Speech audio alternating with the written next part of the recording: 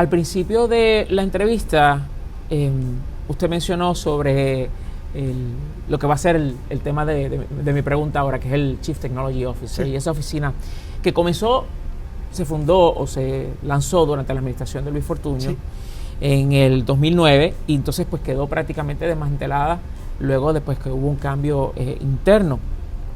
Y mencionó sobre de que bajo su gobernación, pues entonces no restauraría esa oficina, sino que la convertiría en esta otra entidad similar a lo que es el US Digital Service, ¿correcto? Sí. Lo que pasa es que el US Digital Service tiene un CIO. O sea que nosotros sí vamos a fomentar la oficina del CIO, es un elemento importante. Pero dentro de ese componente, pues hay otras cosas. El pensar es el siguiente: la tecnología es demasiado vasta y demasiado compleja para una sola persona. Y es demasiado cambiante para un ente burocrático. Y lo que, ¿verdad?, el pensar detrás de esto es que necesitamos personas, ¿verdad?, cosas que están a la vuelta de la esquina, pero que vamos a tener que atender. No son discusión pública ahora mismo, pero cybersecurity. Esto tal vez en este ciclo electoral no se convierte en un issue, ¿verdad? Pero lo cierto es que ya en el próximo yo no veo cómo nos vamos a escapar de esto. User interface, cómo le vamos a hacer las cosas más accesibles a nuestra gente. Son una serie de destrezas diferentes, y es difícil concebir que solamente con un peritaje se pueda agrupar todo eso. Y esa es la mentalidad, ¿verdad?, detrás del US Digital Service. Así que sí, la oficina del CIO la queremos fomentar y le queremos dar lo que nunca tuvo, ¿verdad? Siempre se trató como otro ente gubernamental, ¿verdad? Como otra agencia. Esto tiene que ser algo más fuerte, porque es algo que impacta a través de la agencia y de la sociedad. Y por lo tanto, mi misión como gobernador es asegurarme que no tan solo la reglamentación y las leyes, ¿verdad?, porque eso es letras, sino la acción como gobernador vaya a la par con darle el poder real a esa oficina para meterse en las agencias, para hacer los cambios que tengan que hacer. ¿Eso sería, consideraría usted elevar esto a rango constitucional, esa oficina? Bueno, se tendría que, no lo había contemplado, es verdad, lo debo confesar, pero es algo que se puede discutir y se puede establecer. Yo quiero hacer varias consultas al pueblo de enmiendas constitucionales, como por ejemplo del acceso a la salud, o sea que sería importante, pero más allá que eso, de nuevo, porque educación, por ejemplo, es una silla constitucional. Pero hay administraciones que le dan la fortaleza y la importancia que le merece, y hay otras que no. Yo lo que estoy diciendo es que bajo nuestra administración le vamos a dar el poder directamente desde la silla del gobernador y de la oficina del gobernador, para que la oficina de tecnología y de innovación pues pueda hacer su servicio. De otra forma, si no tienen esa flexibilidad, siempre van a encontrar obstáculos en las agencias, porque llevamos demasiado tiempo con una estructura de gobierno rígida que no funciona.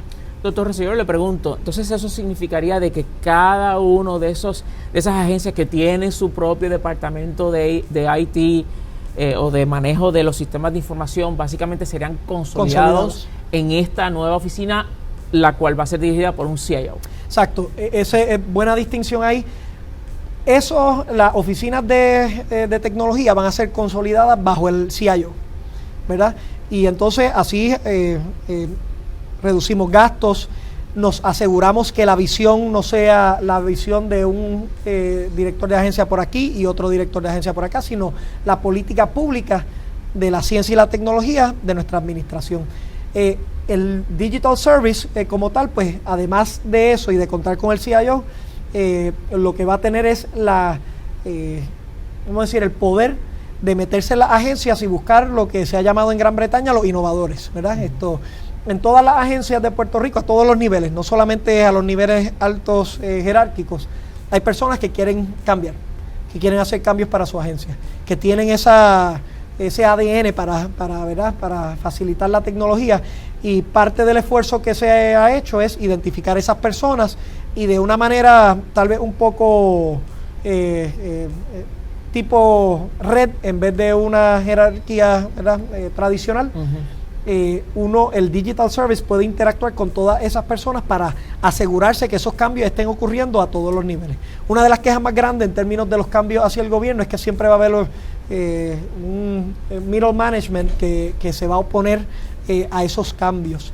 Pues precisamente otro rol de ese Technology and Innovation Service es que se pueda meter allí, identificar las personas, middle management, upper management, en todos los renglones, para que pueda entonces ¿verdad?, aportar y hacer los cambios importantes en la agencia.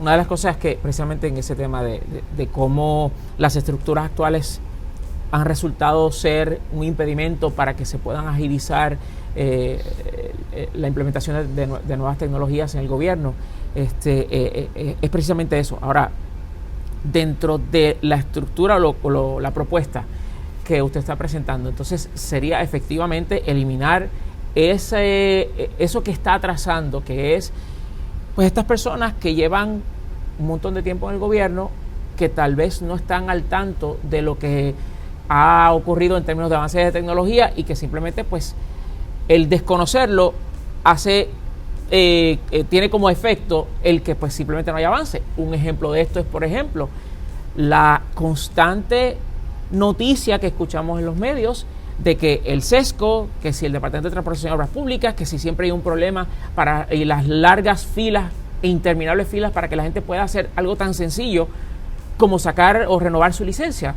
¿Estamos hablando de eso? De eso precisamente hay varios componentes, ¿verdad? Y me gustaría elaborarlo. Primero, lo del SESCO. En Nueva Zelanda, hicieron una aplicación en 5 a 6 meses que sustituyó, ¿verdad?, el análogo de sus SESCO. Esto de manera efectiva, dándole un servicio directo a la ciudadanía. Nosotros hemos hecho una serie de propuestas y me gustaría discutirla aquí porque todo esto va un tanto entrelazado, ¿verdad? Primero, nosotros hemos propuesto el empleador único para el gobierno.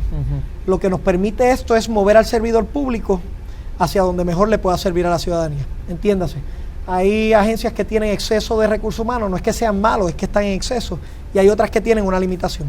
Pues poder moverlos donde mejor le puedan servir al pueblo de Puerto Rico. Ahí es donde se basa lo que usted ha mencionado anteriormente, de que no piensa despedir empleados públicos. Sí, porque el gasto a la nómina es 25%, 25.2%, y el gasto operacional del gobierno, de la estructura, de los procesos, es 55%. O sea que ahí es donde podemos cortar de manera efectiva si hacemos ese compromiso, que es un compromiso con los servidores públicos, ¿verdad? Tener un empleador único sería un cambio a las doctrinas que hemos tenido, pero yo creo que es la ruta hacia el progreso. Segundo, nosotros hemos propuesto una colaboración con la Universidad de Puerto Rico. La Universidad de Puerto Rico le hacen falta recursos. El gobierno de Puerto Rico gasta entre 400 y 500 millones de dólares al año en adiestramiento y educación continua. Pues ¿por qué no le damos parte de ese recurso o ese recurso a la Universidad de Puerto Rico para que pueda seguir hacia adelante y pueda estar solventado? Pero que la Universidad de Puerto Rico a cambio le dé ese adiestramiento de manera medible al servidor público. Ahí podemos comenzar a atender muchos de esos problemas de miedo a la tecnología y de miedo al cambio. Al tener el empleador único que vas cambiando y que hay personas que van a tener que cambiar disciplina, pues ya la mentalidad de que yo estoy sentado en mi escritorio 17 años y me quedan 13 más y voy a seguir haciendo lo mismo, pues ya eso cambia. Tienes que estar dispuesto al cambio, porque un gobierno rígido a la velocidad que está cambiando el mundo simplemente no va a funcionar. O sea que hemos contemplado todo esto y finalmente debo dejar saber que la otra iniciativa es lo que le hemos llamado los centros integrados de servicio. Va de la mano con lo del SESCO. Centros integrados de servicio, la idea es la siguiente: en cada municipio tener un centro donde se den todos los servicios del gobierno. Obviamente se tiene que basar en una plataforma tecnológica. Que un ciudadano pueda ir a un lugar y en vez de, por ejemplo, hay personas de la tercera edad que viven en las juntas y que su centro regional de alguno de los servicios del gobierno es en Utuado. Y ellos no saben, pero en el del otro en otro lugar. ¿Qué tal si todos están en el mismo lugar? Cogeríamos más de 500 oficinas para dar estos servicios, las consolidaríamos a 100, ¿verdad? Algunos municipios teniendo 2 o 3 de estas oficinas por las extensiones territoriales y por la población, pero que en el mismo sitio te puedan dar todos los servicios. La idea es que, como los compañeros han ido al aeropuerto, ¿verdad? Los más viejitos de nosotros se recuerdan cuando íbamos al aeropuerto, teníamos que solamente hacer la fila y darnos el servicio y ya.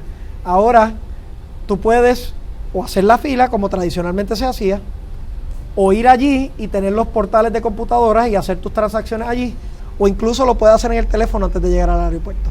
Están esos niveles disponibles y la idea en términos de los servicios es transicionar a una sociedad que eventualmente lo pueda hacer todo por el teléfono, pero que en esa transición, entendiendo que todavía hay una necesidad de orientar, pues podamos tener unos centros que tengan ese mismo andamiaje, unos portales externos, unas personas dedicadas atrás para la ayuda que se necesiten, dando servicios de manera más efectiva para la ciudadanía. Para concluir este tema en particular, entonces usted lo que visualiza es de que como primera movida sería entonces establecer estos centros donde las personas puedan llevar a cabo todas las gestiones, eventualmente, o mejor dicho, esto sería entonces para encaminar a un futuro en el cual todo se haga de manera digital. Por medio del mismo ciudadano. Sí, es que es inevitable, miren, y nosotros tenemos que transicionar. ¿Y qué hacemos entonces cuando lleguemos a ese punto? ¿Qué hacemos o qué va a pasar con todos esos empleados públicos? Usted está teniendo una visión de que eventualmente, pues, esa reducción que inevitablemente va a ocurrir de recursos humanos se realizará por medio de atrición. Bueno, van a haber algunos elementos de atrición, por supuesto, pero también, como a plazo de tiempo, uno puede ir en las plazas que ya no sean necesarias, después que se retiren las personas, se pueden ir eliminando. Es una ruta, pero no podemos estar en contra de esa vertiente y de la misma forma. O sea, no es que desaparecen destrezas únicamente, aparecen por otro lado, ¿verdad? O sea, que van a haber algunas tareas que nuestro gobierno o el sector privado, nuestra sociedad van a necesitar. Y ese recurso humano que estaba adiestrado en algo antes, pues tal vez se tenga que readiestrar. Esa es nuestra realidad global.